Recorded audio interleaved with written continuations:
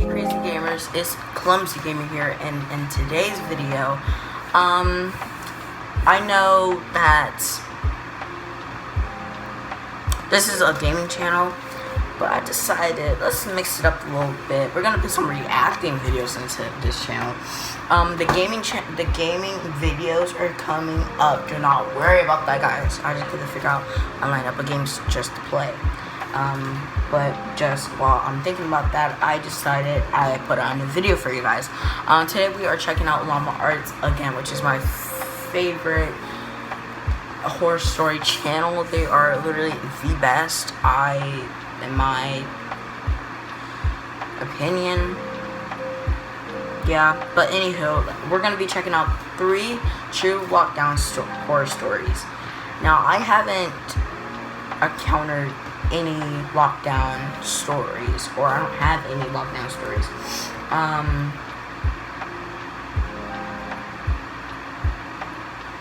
Yeah.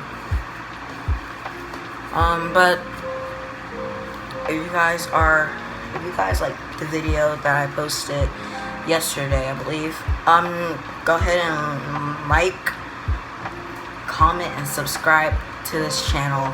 I would really appreciate that. And share this video to anyone. Aunts, uncles, dads, moms, sisters, brothers, cousins. That. Yeah. So let's go ahead and get started. I'm gonna get my headphones. Let's go.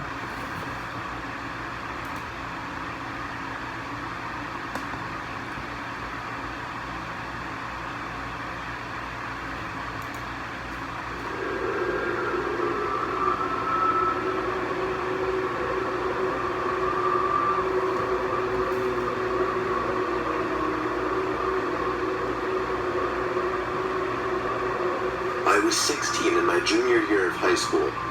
I had 9 periods in a school day. 5th period was lunch, and straight from there was my astronomy class. My astronomy class was actually held in one of the 2 basement classrooms of the school. My high school was big. There were 3 floors, and even that wasn't enough to accommodate all the classes offered. So the school built 2 classrooms in the basement. It was honestly kind of creepy down there when nobody else was around. It used to be a janitorial area. However, it was remodeled to better resemble a typical hallway. The only thing, there were no intercoms or loudspeakers down in the basement at that time. For that reason, no classes were held down there first period for the morning announcements. Everyone referred to this little section of the basement as the chamber, and everyone always tried to get classes down there just because it was air conditioned and the classes were typically easier. Plus, it had its own bathroom down there. We had a quiz in astronomy that day. Usually I was one of the first done just because I found the class easy. After I finished my quiz, I texted my friend who was in the other basement classroom to meet me in the bathroom because I was bored. He told me okay. I walked out of the classroom and down the small hallway to the bathroom.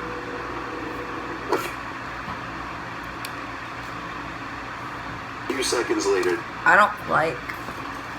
Okay, so I have a pretty creepy school myself, and there's just one hallway that you have to go through to get to the bathrooms. I do not like it at all. I don't know if it's just my school, but the janitors at our school are pretty creepy too, so.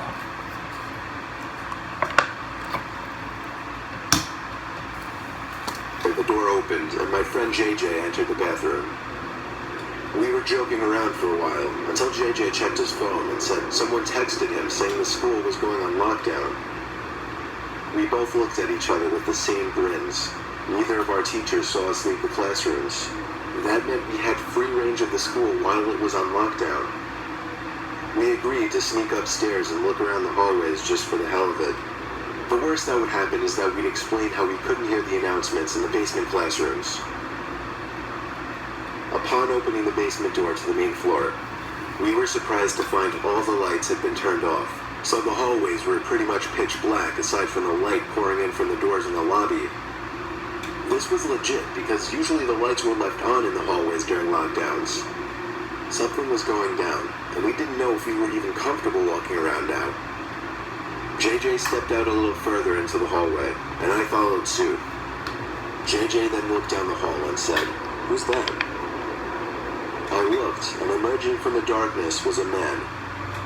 At first, we couldn't tell if he was a teacher or not, but as he got closer, we realized this guy wasn't dressed at all like any staff member. He was dressed like a bum. "Alright, let's go," I told JJ as we hurried back down to the basement. He surely saw us, whoever he was. We saw both classrooms have their doors shut and lights off, so to avoid making a scene, we decided to hide in the bathroom. I shut the light first thing, and then we both went to hide in the corner stall. There was complete silence in the room. No ventilation, no heaters, nothing. Just the sound of me and JJ breathing, and an occasional drip from the sink. The door to the bathroom suddenly opened, and light from the hallway poured into the bathroom for a brief moment. The door shut, and the bathroom was once again pitch black. Me and JJ tried our best to control our breathing. The room was so silent that we could hear somebody walking over to our side of the bathroom. The person stopped and started breathing really heavily, as if they were out of breath. Me and JJ were both scared to death. JJ did something very dumb. He whispered in my ear, "We have to crawl out through the other stalls." The room was so silent, however, that even JJ's whisper could be heard from across the room. The heavy breathing outside the stall stopped, and the person tried pressing the stall door in. That was when I whispered, "Go, go," to JJ. We both crawled under the sidewall to the next stall over, and then the next stall, and then finally out to the other side of the bathroom. The person was now full on banging on the stall.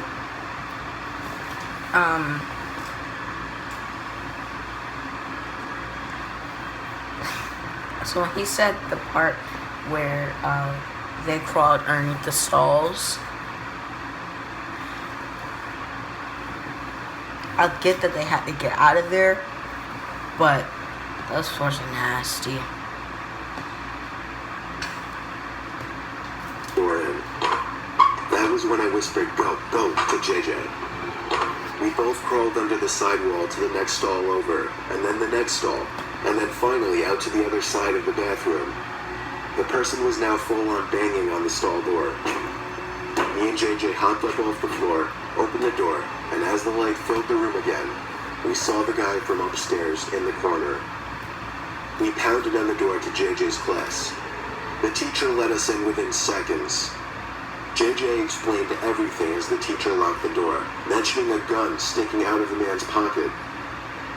I was shocked to hear this because I didn't see a gun, but I went along with it anyway. Usually a bunch of high school students would be laughing their asses off at two students causing a scene like this, but I noticed all the kids sitting in the corner looked concerned. A sudden bang at the door made everyone jump, and a couple of girls squeal out of fear. JJ, the teacher, and I could see the man standing at the door, looking through the window while trying the doorknob. After a few bangs on the door out of what seemed to be anger, he turned and walked down the hallway back to the stairs. We don't know how much longer the lockdown went on for, but for over an hour we sat in silence in the room, other than the teacher occasionally asking me and JJ questions in a very concerned tone, shaking his head after everything we would tell him.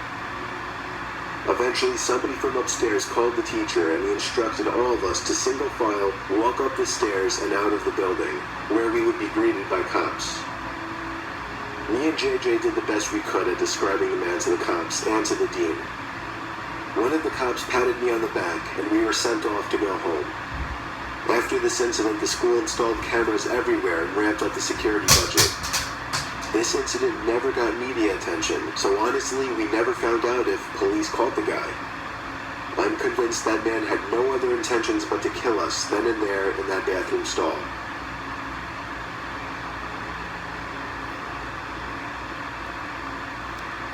Okay, that was story 1. If I was in that situation, I would be pretty scared.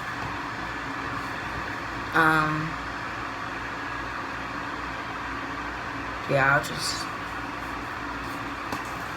Yeah. Okay, on to the next story.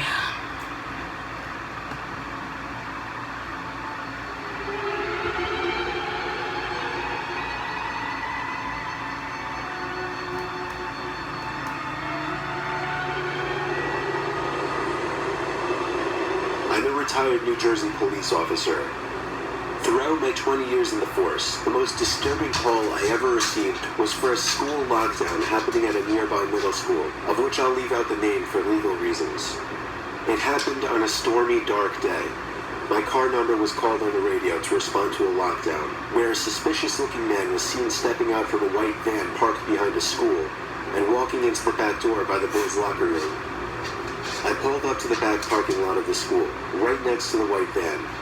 Nobody was inside, and all the doors and trunk were locked. I opened the red back door that entered into the gym hallway, right by the locker rooms. The main lights had been turned off, so the whole inside of the school was dark. I unholstered the flashlight from my belt and used it to navigate the halls. I made it to the lobby of the school, where a woman emerged from the front office quietly, telling me to check the boys' locker room, but to be careful because the person might be armed. I called for backup on my radio and was assured backup was already on the way. I made it back to the hallway I entered from, where I found the boys' locker room right next to the exit. I pushed it open very quietly. There were no windows in the rooms, therefore there was no light whatsoever in that locker room. Only the light provided by the flashlight. There was a white noise in the room, some kind of vent on the ceiling blowing air. But even over that, I was hearing faint scratching type noises, or little dings on the locker doors from the other side. I was supposed to make my presence as a police officer known, but honestly, I was just too scared. The tension in the room was insane. I held my flashlight in one hand and my gun in the other as I snuck to the other side of the locker room. It seemed like wherever I was in the room, the dings and thuds would be coming from the other side. I was standing in the corner of the locker room, right by the door to the bathroom, when the sound of someone slamming a locker door from another room made me jump out of my skin. I went in the direction where I heard the slam, to find out that it was from the boys' football team locker room. There was no door separating the main locker room from the football locker room. The lockers in here were also 3 times the size. I finally had the nerve to make my presence known by shouting police. After shouting, a kid started screaming help from somewhere in the room. It was very muffled though. The kid pounded on the locker door on the other side of the row I was in. When I found out that the boy was trapped inside of a locker, I felt sick in my stomach. I told him I'd be right back, once again calling for backup while running outside to where the white van was. It was gone. My biggest mistake was not getting the plate number first thing. I told dispatch to be on lookout for a suspicious white van. I ran back into the school and instructed the staff in the front office to end the school day and to send somebody with a key to the locker room to get the boy out of the locker. The boy was held by the man with... I have a feeling that maybe there must have been a chance that whoever was inside the school, or armed inside the school, probably trapped the boy in there.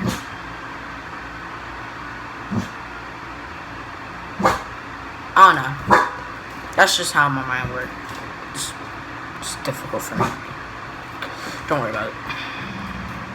With a knife on his back, as I speculate the man was quietly trying to get the 12-year-old boy to his van. The boy was bleeding on his arm from the man cutting him while resisting. Knew it. I knew it. I knew it.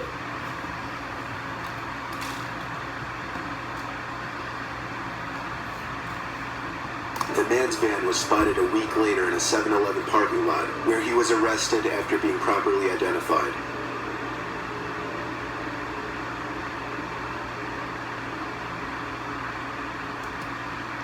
Okay, you guys, that was story 2. I'm not gonna... That one got me a little bit, like... Just a little bit. Y'all can't scare me in these videos. I don't get scared this easily. Like, this has to be like a very scary story for me to get scared this easily. But even then, that the fact that you probably won't be able to scare me. But you know what? Okay, we got one more video left. This is story 3. Let's go.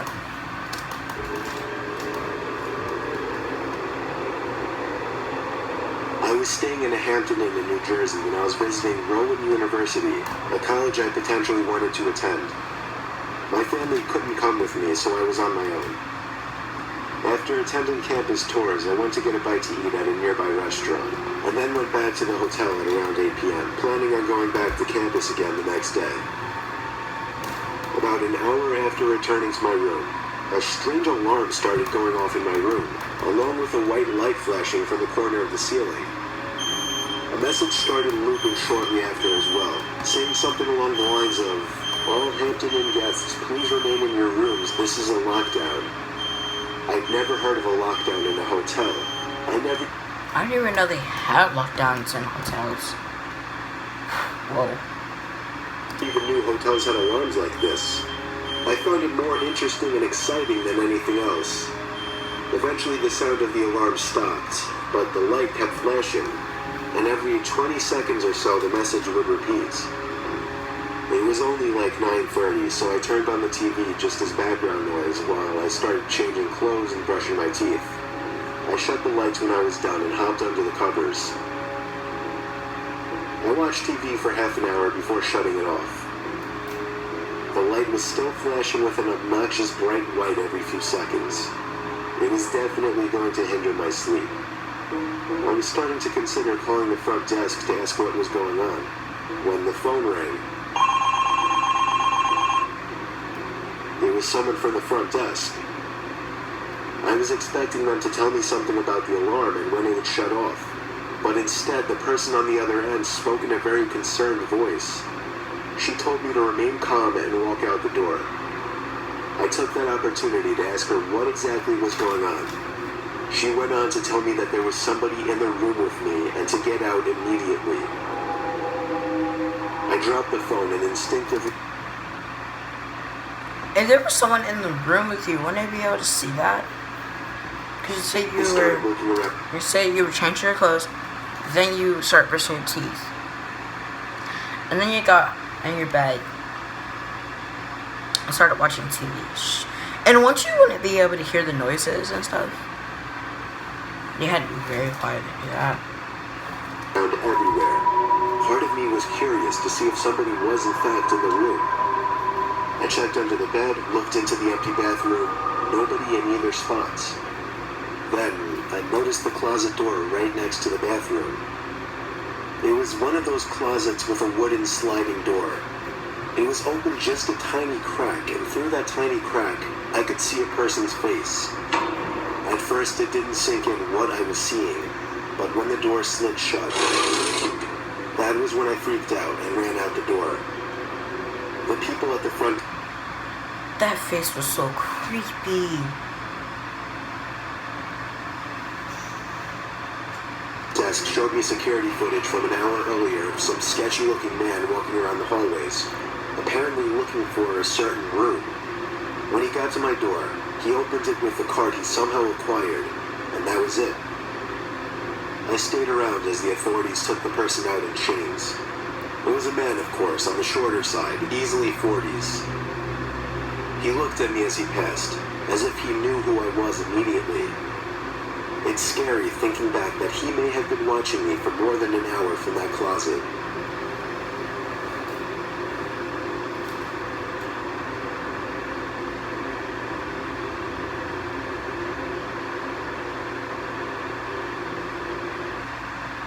Okay, guys. So that was it for this video. If you guys liked it, please like, comment, and subscribe to the channel. And also hit that bell button so you get notified every time I upload a new video.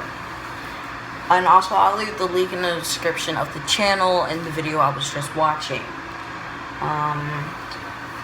Yeah. Hope you guys like this video.